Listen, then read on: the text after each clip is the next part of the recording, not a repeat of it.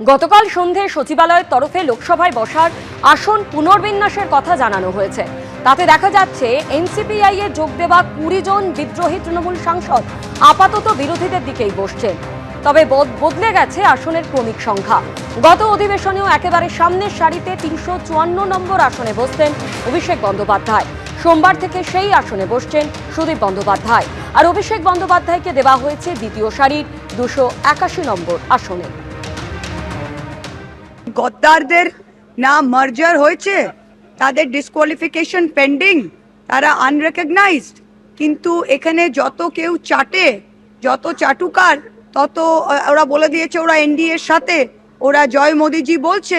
তো ওদের তো কদিন বাদে ওদের ট্রেজারির সাইডে দেয়নি কেন? ও তো মোদির যারা মন্ত্রী বসেন তার পোষে বসানোর উচিত।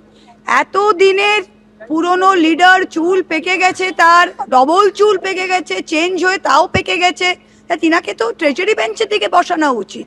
তাকে এই দিকে কেন বসাচ্ছে আমার সেটাই আশ্চর্য হচ্ছে। কালকে উনি বলছেন we are with opposition. You are with opposition, what are you doing supporting the government? তা অবভিয়াসলি এটা গভর্নমেন্টের সাথে ডিল করে গেছে, 20 জনই ডিল করে গেছে। ও কি বলছে না বলছে আমরা সেটার ব্যাপারে কোনো রকম মন্তব্য করতে চাই না। আমরা চাই আগামী দিন খুব ভালোভাবে হোক, শান্তিপূর্ণ। আমরা চাই পার্লামেন্ট সেশন। গদ্দার বলে একটা জবাব কি দেবেন তাকে? আমরা যদি গদ্দার হই তাহলে ওরা চোরের সাপোর্টার। কারাপশন সিন্ডিকেট এবং ডিজে বাবুদের দিন শেষ। ওর তো লাস্ট রোডে বসা উচিত। মানুষ এদের প্রত্যাখ্যান করেছে। একটা পরিবারতান্ত্রিক স্বৈরতন্ত্রের দিন শেষ হয়ে গেছে। তার মধ্যেও কিছু মানুষ ওই ব্যাংক অ্যাকাউন্টের জন্য লড়াই করে যাচ্ছে। এইসব নিয়ে একটা গোলমেলে ব্যাপার, ওর মধ্যে আমরা থাকতে চাই না।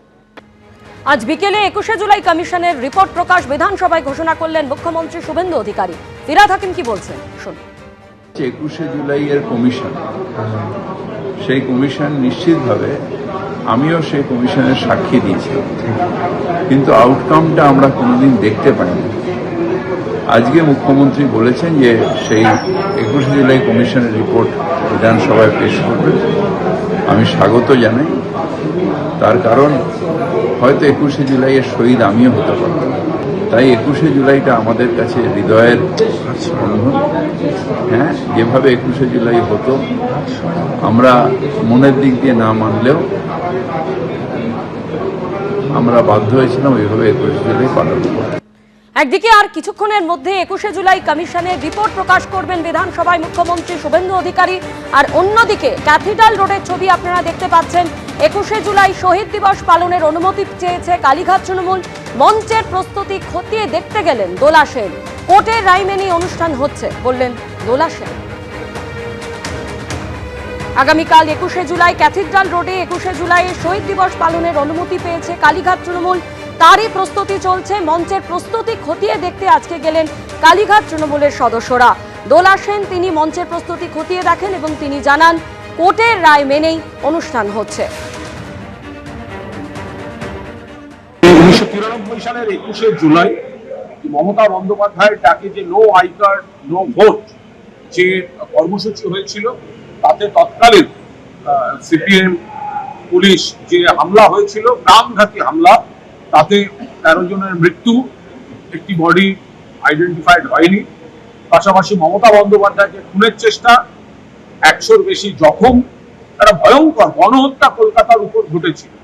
ফলে সেটা সবাই দেখেছেন এবং খুব পরিকল্পিতভাবে সেদিনকে এই অ্যাটাকটা করা হয়েছিল। এটা ছিল রাজনৈতিক প্রতিহিংসা, রাজনৈতিক রাগ মেটানো। সেই কাজটা তৎকালীন সিপিএম এর যারা পুলিশ প্রশাসনের মাথায় ছিলেন তারা এই কাজটি, এর পেছনে নেপথ্য কারিগর সব তারা ছিল।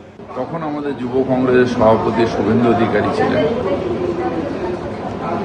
ব্রিগেডে তার হাত থেকে 21শে জুলাই যুব কংগ্রেস বা যুব তৃণমূল কংগ্রেস করত, তার হাত থেকে মাইকটা কেড়ে নেওয়া হয়েছিল।